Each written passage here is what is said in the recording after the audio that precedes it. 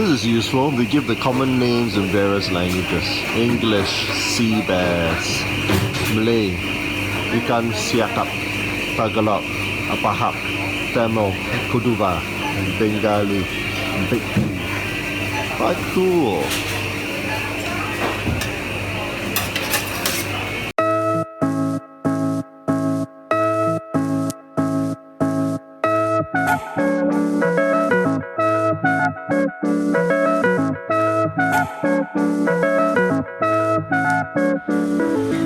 Okay, hi, you're watching Greg's Big Eats and we're at a small coffee shop near Golden Mile Food Centre to try Koothurar Nasi Biryani. Famously known as the Beach Road Nasi Biryani, the store occupies a corner stall right over there, you see, in a coffee shop below a nearby HDB block. The stone's throw away from Golden Mile Food Centre. I'll just show you where Golden Mile Food Centre is. Hang on. Roughly here. Right. There we go, see? Golden Mile Food Centre, right over there. And the coffee shop is just across the road. It has no signage, but you know which stall it is by the long daily queues which form under its block from 11 AM onwards. Usually, today it's a bit slow. Actually, the queues are starting right now. And they queue here for their Nasi Biryani, which is more local Singaporean in style as opposed to the more authentic Indian restaurant dum biryani style. Originally operating in a coffee shop at Victoria Street in the 1960s, this family business relocated to their present location in 1985. So come, let's have a taste. Okay, actually this is probably about the only store footage I can show you of the place because they are quite private and they don't want any video footage and all that stuff. So I'll just cut to the food after ordering. Okay.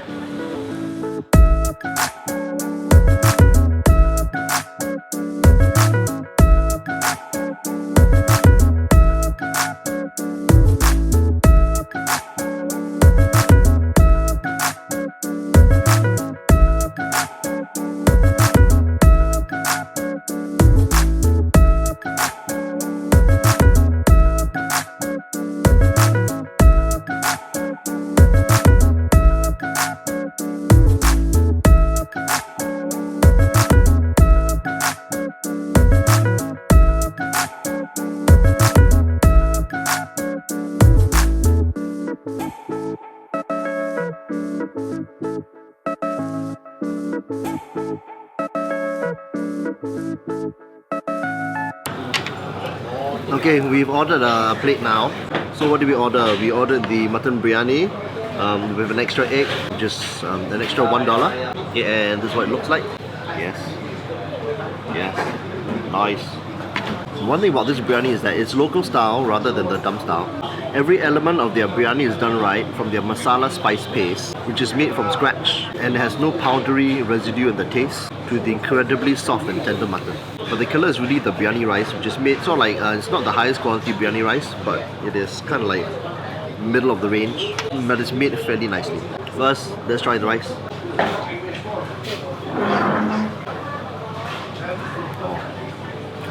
Oil rich, buttery, savoury, a slight fragrance to it, it's nice. You can sort of like smell a little bit of the ghee inside, and that makes it a little bit more aromatic. Examine the rice and you notice they add a scattering of like aromatic spices and herbs like garlic, ginger, onions and coriander and mint. But it's not like a lot of it or anything. But you do see it here and there. Now for the mutton. They actually gave us mutton with a bone. If you don't specify, they will give you whatever they have on hand. Either mutton pieces or they will actually give you mutton with the bone. And there are pros and cons to it. Mutton with the bone, you get softer meat but you get less of it. Whereas mutton with no bone means that you actually get more meat but mutton isn't going to be as tender. Freaking soft and tender mutton. The marinade has penetrated right through. It's pretty amazing. Now for the masala gravy.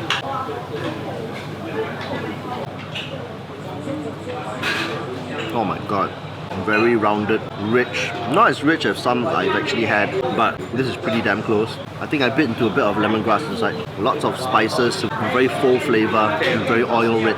It's not what I call the top masala gravy I've had, but it is pretty close.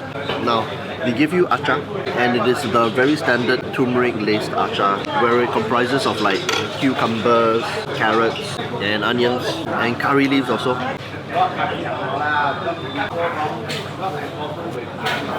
Quite standard, slightly sweet, slightly sour. It's pickled right through, but there's still crunch to it. It basically acts as a palate cleanser.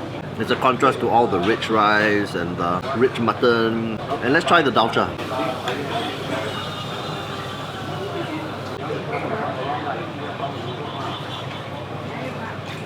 Yeah, here's a proper dalcha. Very, very thick. Lots of lentils, lots of spices. Rich, savory. You can actually taste the lentil bean itself. It's got this pleasant tanginess that isn't overly tangy, but it sort of like blends well with this savouriness. Wow, this is really good. I could just eat this alone. But you have the option to add an egg for an additional $1. So, boiled egg, there we go. Well, the boiled egg's like a boiled egg, but if you add some of the gravy, it's going to taste wonderful delicious. Like this. So you have a bit of the mutton, the masala gravy, and the rice.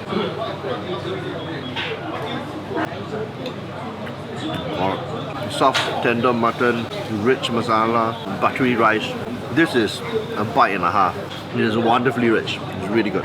It is probably one of the top 5 biryanis in my opinion. Local style obviously, not dumb. Over at the counter, it's a pity I can't really film it, but you'll see like a mad flurry of activity. 7 to 8 people actually packing the biryani into packets or serving people. They get a lot of mass orders. They're like just busy packing packets and packets and packets and packets of nasi biryani to take away, and you often see people at the side taking away huge bagfuls. As for the price is fair. $5.50, $6 plus an egg. It's not the cheapest I've actually tried, but it is what I call the average price for a mutton biryani in Singapore. The mutton portions here are fair-ish. It's not a huge amount like Biryani Express, which I reviewed earlier. I also like link it about there or somewhere. But the portions are pretty okay. All finished, as you can see. Now, I only ordered one of the options, the mutton. I'll try and come back another day to order the chicken. So see you a few days later. Okay, bye-bye. We're here on another day to try Koothurar's chicken biryani. I just said chicken biryani and this is what we got. Looks as though we have the rice, 2 pieces of chicken, looks like a drumstick, plus a thigh piece or so, I think so. And some dalcha, there's an egg, there's achar, and there's a vegetable thing of sorts. Not too sure what it's called. If I know, I'll let you know right here, sort of thing. Okay. Well, you all know what the rice tastes like, but I'll taste it once again. Wonderful, slightly savoury, buttery. Not as buttery as some other places, but fairly buttery. Nice aroma to it. Nice long grain basmati rice. As I said, not the top grade, but maybe a grade or two lower than the absolute top grade. Now for the important event, the chicken. I'm going to turn that around a bit. Looks fairly well seasoned. Let's try it. Oh, man. I tried their biryani many times, but I normally just wolf it down without actually tasting the actual meat itself. I said in an earlier comment that when it comes to chicken biryani, the meat tends to be a bit drier than normal. It is not the case here. The meat here is moist, it's amazing. But of course, this is the meat close to the bone, so you expect it to be moist. The marinade hasn't penetrated right through, but it's pretty well marinated here. Now for the masala gravy itself. The gravy looks wetter than usual.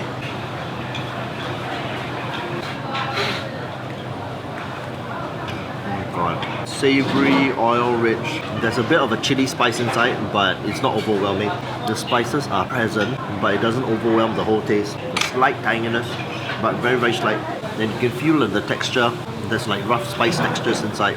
Okay, the rice, the masala gravy plus the chicken.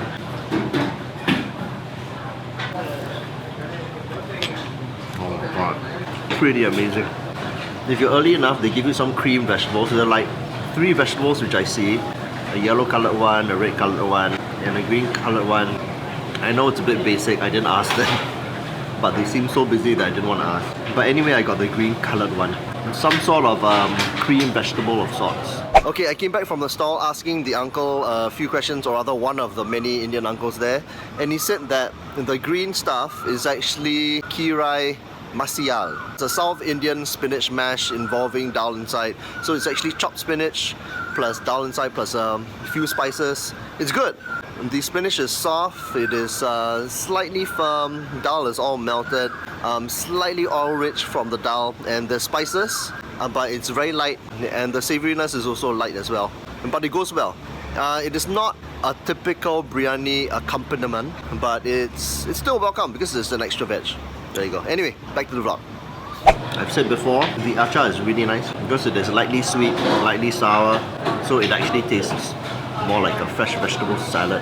As I said, I ordered chicken biryani, and that's all I told them, and they gave me all this. They add on the chopped green vegetable plus the lentil.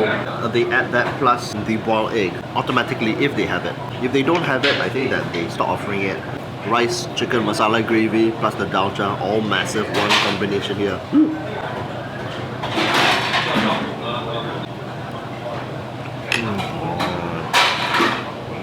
Soft meat, fluffy rice, so much flavor in the gravy, enough spice flavor, rich flavor, and then just a bit of tanginess inside to sort of like give it more dimension. One thing to criticize, I suppose, is that the biryani amounts are not as much as, let's say, Biryani Express, where they give you ginormous amounts. But the amounts you're getting here, you know, $6.50, you get this amount of food. It is what I call fair. Okay, more or less finished. No more dalcha, a little bit of rice left, bit of pickles, but basically all finished. That was a look at Koothurar biryani. The rice good, the mutton good, the chicken good, the dalcha good. In fact, every aspect of this biryani is good. The only problem is that sometimes the meat portions can be a little bit small. It's okay for the mutton, but the chicken, I just want a little bit more meat, you know. So, in my opinion, one of the best local style biryanis in Singapore, easily top 5. For me, top 5, top 3, this is it. So thanks for watching another episode of Great Speed Eats, where I eat through the whole of Singapore. If you enjoyed it, don't forget to like, subscribe and comment below, and I'll see you in the next one. Bye bye.